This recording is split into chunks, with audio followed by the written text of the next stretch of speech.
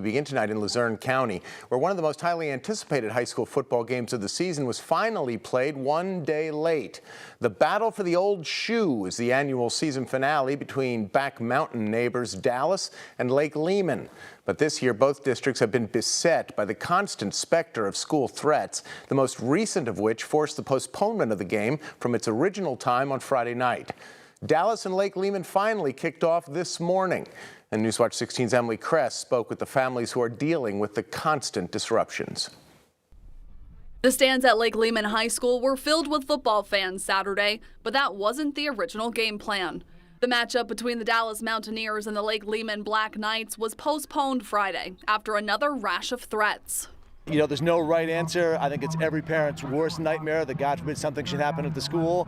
So if there's any hint of a threat or any, slight possibility that something might be real, you have to take it very, very seriously. I think the kids are resilient. I think they're happy to be here. I know this is a big day for Dallas and Lehman every year, so I think it's important that even though it was on Saturday, they still got to play. Parents say the frustrations are growing after the schools were targeted several times this week. Susan Magnotta has two freshmen at Lake Lehman. She says the school leaders are doing the best they can to keep students and staff safe.